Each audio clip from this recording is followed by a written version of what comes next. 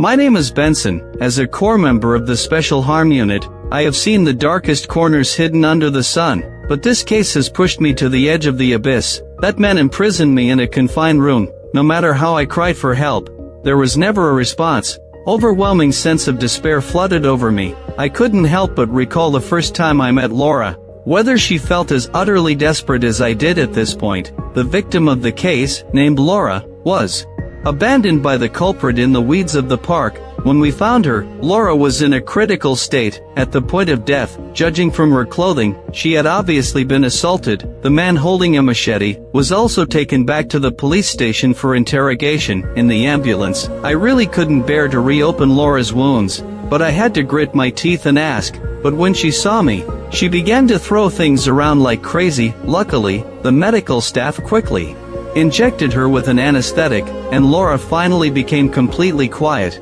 I didn't understand why her reaction was so intense. At the hospital, we learned from Laura's parents that Laura was their adopted child. She had been abused multiple times before. The couple always kept silent about Laura's past. What's more strange was that Laura seemed to be particularly resistant to her adoptive father's touch. Yet when I proposed to collect evidence of the assault, she struggled to drive me away. I couldn't help but feel confused. She was the strangest victim I had ever seen. Others want to bring the culprit to justice, but she asked me to stop the investigation. At the police station, it was confirmed that the arrested man had nothing to do with the case. We launched a heated discussion right away. We unanimously believed that the culprit was probably someone Laura knew very well, but her adoptive parents had spotless reputations, while her biological mother, Annie, had a long list of misdeeds. She was imprisoned for selling contraband. Since Laura had no father, she lived with her uncle Peter.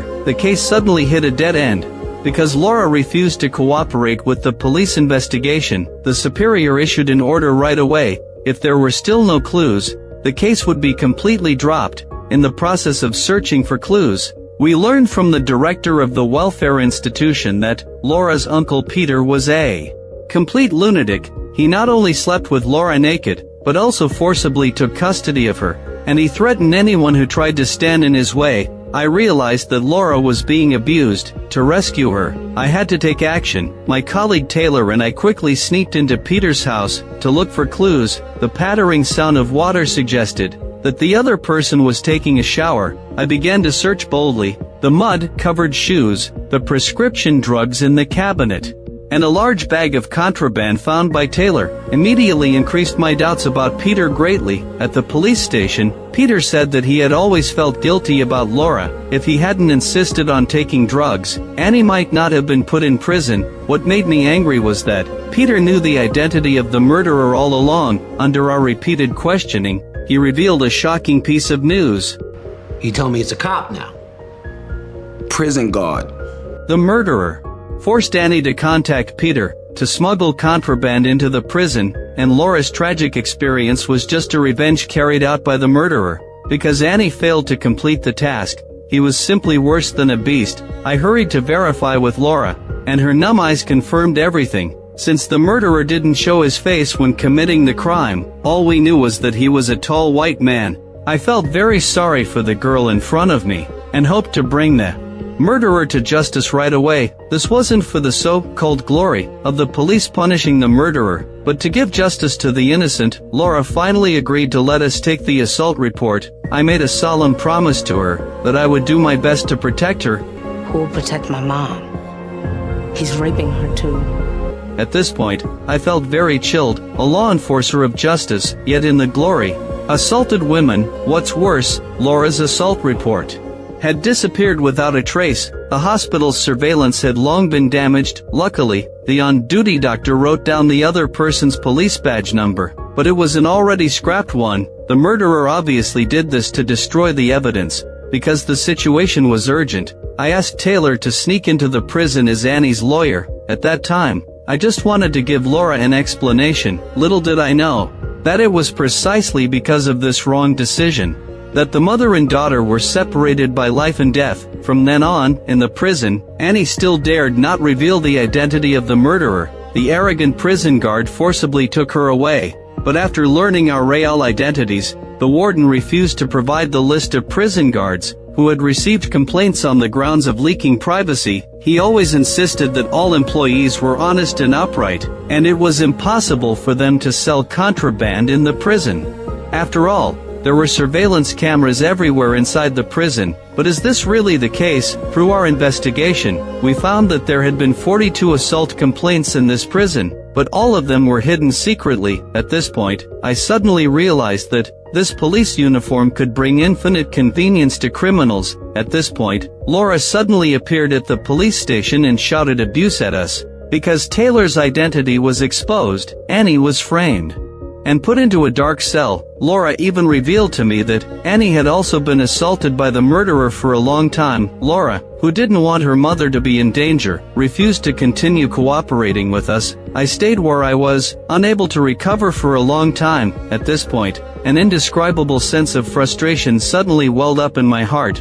But I still haven't given up. The flame of justice in my heart burned more fiercely. Ignoring my superior's warning, I insisted on infiltrating the prison as an undercover agent. My angry superior advised me not to interfere in this matter. At that time, I didn't catch the implied meaning in his words. There was only the mission of finding out the truth in my heart. I commissioned Dr. Wong to forge a fake identity for me, and followed the prison van to infiltrate the enemy's interior. But the process of being imprisoned was more humiliating than I had imagined. Under the gaze of a group of prison guards, the female prisoners were forced to take off their clothes. Here, any private space vanished completely. What was I thinking at the moment when I was sprayed with a high-pressure water gun? When the prison guards' dirty hands wandered over my body, I completely lost my temper. Don't you touch me like that. But my resistance was met with a severe beating. Luckily, Officer Daniel, in a white uniform, appeared in time and took me to have my wounds dressed.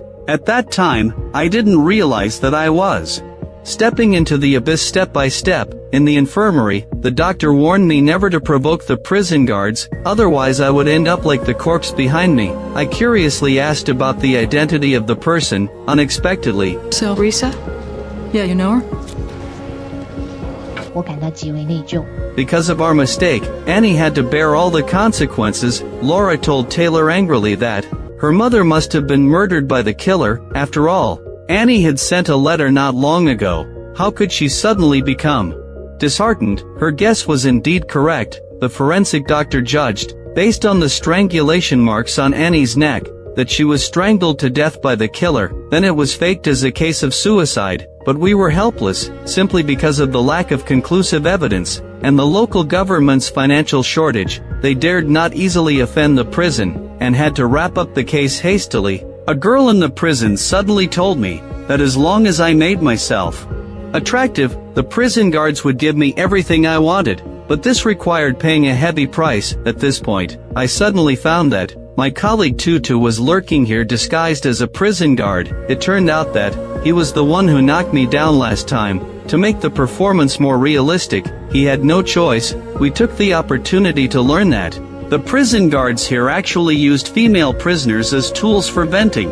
When their physical needs couldn't be met, they would pour their lust on them. Realizing the seriousness of the matter, we cooperated from inside and outside, passing the information we had collected back to the police station. We thought we would soon bring the killer to justice. But an unexpected change disrupted all plans. Laura unluckily contracted tuberculosis. It turned out that a very serious infectious disease had broken out in the prison. Given that she had been assaulted by the murderer, colleagues guessed that it was very likely that she was infected by him. But when Taylor contacted us, it was already too late. After confirmation by the Disease Control Center, the prison warden quickly ordered the whole prison to be locked down. An accident soon happened. The prison guard who harassed me last time targeted me again, trying to take me away by force. But he didn't expect that the female prisoners, who had been oppressed for a long time, would all speak up for me. The scene immediately fell into chaos. The prison guard knocked down the ringleader, and I was also accused of inciting a riot. Daniel took me to the basement. After going through what I had these days, I knew that only sweet words could get me some benefits. But my submission didn't win Daniel's pity. Looking at the small bed in the dim room, I suddenly understood everything. It turned out that he was the murderer I was looking for. Daniel stretched his sinful hands towards me, but a man's strength was greater than mine. Obscene words were unbearable to hear. Just as Daniel pushed me against the wall, I took the opportunity to knock him down, and then quickly fled the room. Being unfamiliar with the environment, I soon lost my way. At this point, the sound of footsteps came. I huddled in the corner, trembling. Daniel finally found me. I bowed my head and apologized to him, but he beat me mercilessly. I stood the severe pain and fought back desperately. In the end, this beast committed a despicable act of violence against me. At that time, I felt as if I were in hell. The harm brought by that night still burned painfully in the late night, but at this point, God finally heeded my prayer. After the atrocity was exposed, Daniel still had the audacity to defend himself. In the interrogation room, going through Daniel's file, it was found that he dared not lay a hand on male prisoners, so he vented his anger on female prisoners. Faced with my sarcasm, Daniel wanted to tear me apart alive. At this point, the lawyer hired by the prison guards union arrived, and shifted all the blame onto us. This made me very angry. I was unwilling to give up and wanted to defeat Daniel completely. The only way was to find Laura to get the details. Looking at the little girl suffering from illness, endless sorrow welled up in my heart. Laura also hated the devil intensely. Although feeling very disgusted, I still asked Laura to try to recall the special features on Daniel's body. Having got the result I wanted, my colleagues quickly arrived at the prison to arrest Daniel. The female prisoners cheered loudly with excitement. It turned out that Laura revealed to me that Daniel had a huge mole on his body. Finally, after the forensic doctor's photo confirmation, this villain was finally brought to justice. My colleague asked me about what happened that night. I pretended to be calm and said that I hadn't been assaulted. Could it be that nothing really happened? Only I myself know clearly in my heart that pain and torture lasting for dozens of minutes is an unforgettable wound in my life. If you like my channel, please give it a thumbs up and subscribe.